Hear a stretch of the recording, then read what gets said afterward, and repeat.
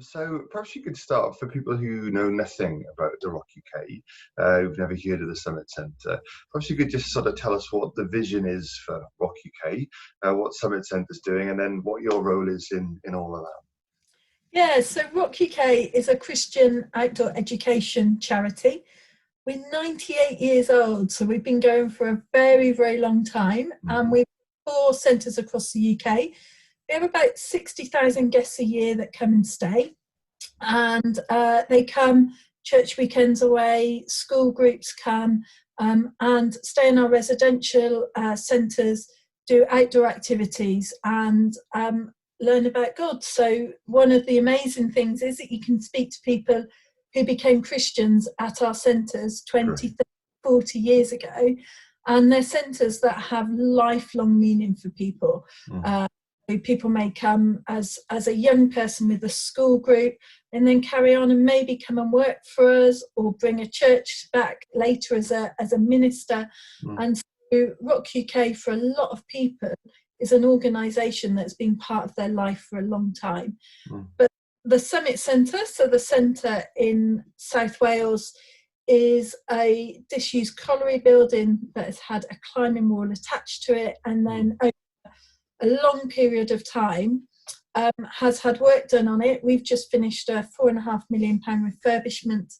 So there's a cafe, a climbing wall, 104-bed residential centre, and it's a community centre for locals to come to, where they can just come and use it. And our mission to the locals is just to live out our Christian faith. You can't go into the centre and not know that we're a Christian organisation. There's Christian information around, but it's there for people to pick up on and to see, and we're very willing to share our faith.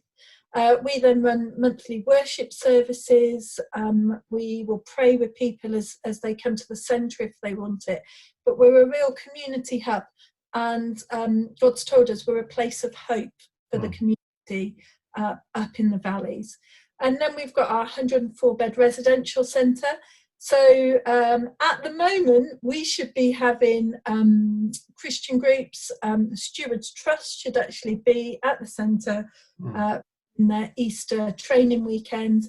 And then all through the summer, we should be having school groups and churches coming to stay and using the facilities to develop their faith or to outdoor skills. A lot of the schools come because we're a Christian centre, and with maybe Christian head teachers who just want to come to a Christian environment where we can share our faith with the children.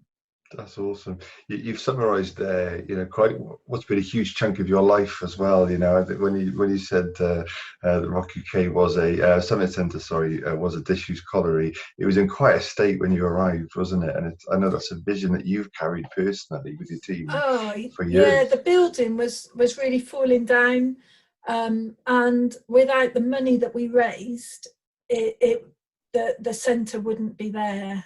We year with no heating or hot water, but actually all along, or right from the very start, God promised us that out of a ruin of a building he would be a place of hope to that community.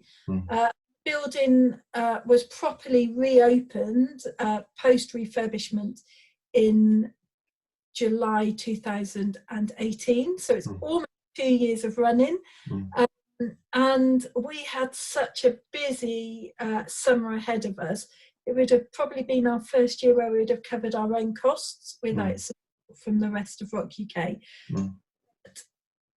The money is just a means. It's about the mission that we have to those groups and to those young people and to the people that walk up from the local villages and come and use the children's play area.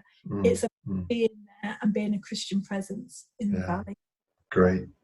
And so this sort of current situation, I know it's affected an awful lot of people, but what does it mean for you, the RockUK and also the Summit Centre? How's it affecting you right now?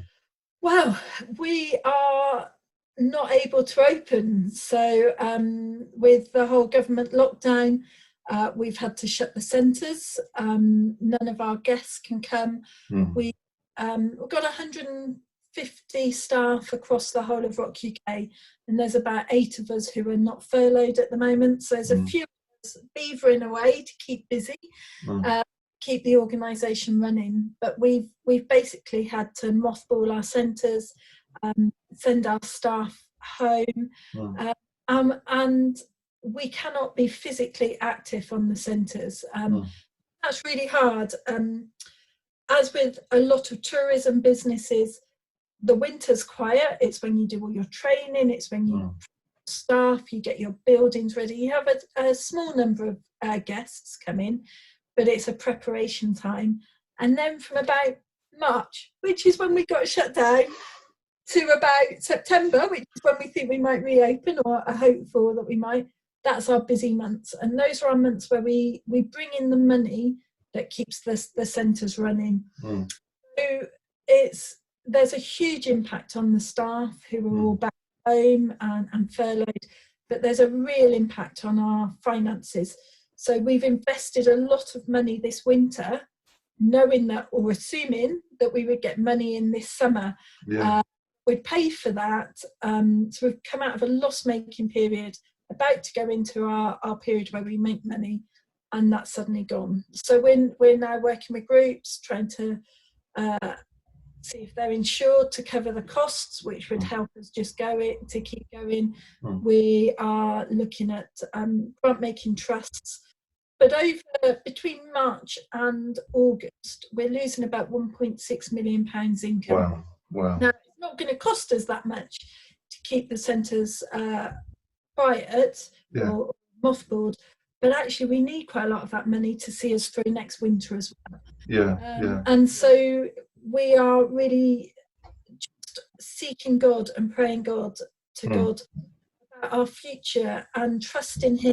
We had to trust Him for the £4.5 million for Summit Centre, and He took us a huge journey of fulfilling His promise.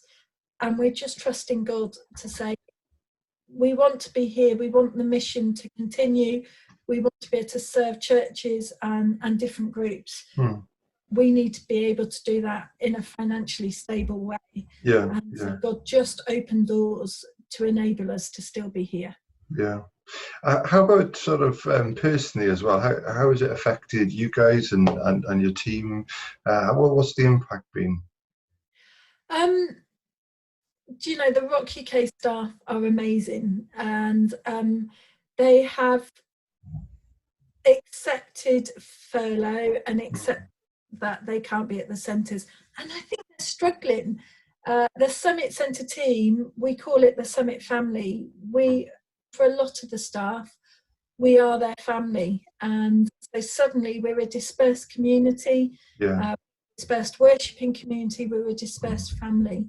But every day we still have thought for the day via WhatsApp, which is great. We have a weekly prayer meeting, never done Zoom prayer meetings. And our faith is really holding us together, and that's that God's going to take us through it. We have some staff who aren't Christians, and actually this is really helping them to understand trusting in God, and it's really making them look to, is there something bigger going on? What's happening? Your faith is so strong. How does my lack of faith compare to that? And so, that's a really interesting situation to be. But I think everyone's struggling right across the country, and I think it's hard for people in lockdown. I'm not at the centre. I'm sat in a spare bedroom doing this Zoom call. We're all in such different situations, but I suppose God has taken us through so much and so faithful, and we are just trusting God to be faithful and to guide us through it. And every day we've been praying that God would give us a ray of hope for the future. Every day God's given us more than just a ray of hope. And every time things get really tough and you're like, I just can't do this, then God just kind of gives you just that next thing that just keeps you going. And we're praying for that for the staff team as well as those who are still working. Great. Awesome. So in terms of then how we can be praying, definitely that ray of hope every day we can echo. And we're, as a church, committed to a special offering this coming weekend. Is there anything else we can help with, and how can we be praying? Prayer is crucial, isn't it? Prayer is transformational, and people just praying for us is huge. I think there's some really big things to be praying for. Our centres are empty, and so I think just prayer for protection over those centres, I think is really, really important. Prayer for the staff team, and a lot of them are young adults who've had to move back home. Again, it's not unusual, but it's a really tough situation for a lot of people to be in. You've lived independently for years and suddenly you're back home with mum and dad. I think that's really important. Prayer for those of us who are still working. So for those of us, that very small team who are still working, it's quite hard. Working from a spare bedroom, working via Zoom, lots of people will get that, but that's hard.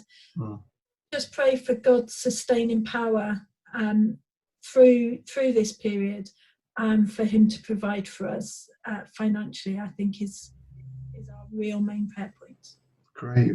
Well, you can be sure we'll be praying for you all the way, and if there's anything we can do or any updates you need to bring us, please do share them. I know sometimes when you're involved in a ministry or a certain sort of type of mission, you can almost feel bad at times. You never want to bombard people, but bombard us, because we do want to stand with you all the way. Oh, thank you. Thank you. And we've got a Just Giving page, and it's the RockUK Lifeline Appeal. So if you go on to Just Giving, RockUK Lifeline Appeal, and that's probably the easiest way to be able to support us. So Great. Well, thank you. Thanks ever so much.